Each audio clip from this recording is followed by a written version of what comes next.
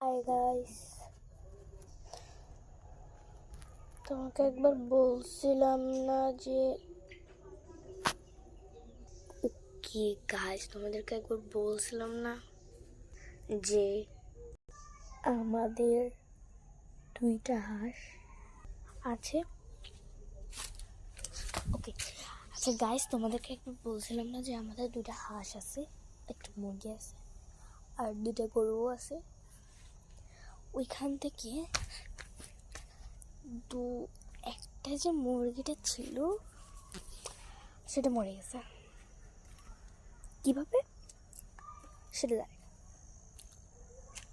না। আমার মামনি একটা কিছু খুঁজতেছিল কালকে মরছে। একটা কিছু খুঁজতেছিল, তখন দেখে যে রান্নাঘরের মধ্যে মুরগি মরে পড়ে আছে আর অনেকগুলো পিঁপড়া এসে তাকে খাচ্ছে, বেড়ায় ধরছে, মরে গেছে। কেমনে সেটা কেউই জানে না। কি আর করার। গল্পটা বলি কিভাবে নানু ইয়াটা পাইছে। ওয়েট আ মিনিট, ওমা সরি। তো কি করার।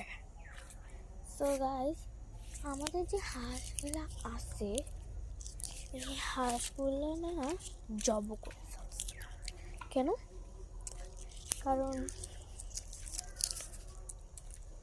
কারণ হচ্ছে কি, যদি ওই হাঁসগুলাও ওই মুরগিটার মতো হঠাৎ মরে যায় এই জন্য। আচ্ছা, মুরগিটা কিন্তু মানে এখানে আশেপাশে যে ওই মুরগিগুলো হাঁটে এটা আমরা সবাই জানি। ওইটা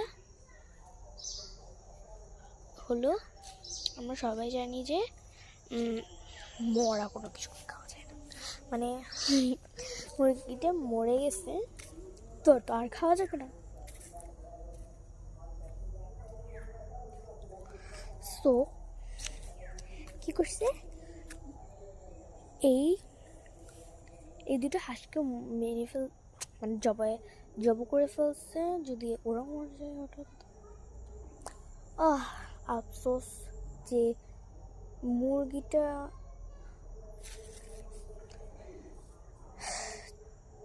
মাংসটাও খেতে পারলাম না।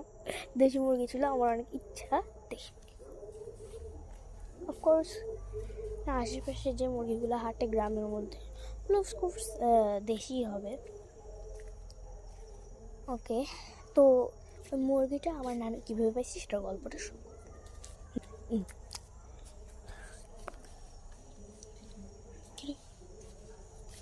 বলে কি, ওকে এগুলো বাদ দাও। 3, 2, 1। একদিন আমার নানা ভাই মানে কাজ টাজ করতেছিল, না সরি দোকানে ছিল। তো দোকানের সামনে দেখে যে একটা কুকুর এসে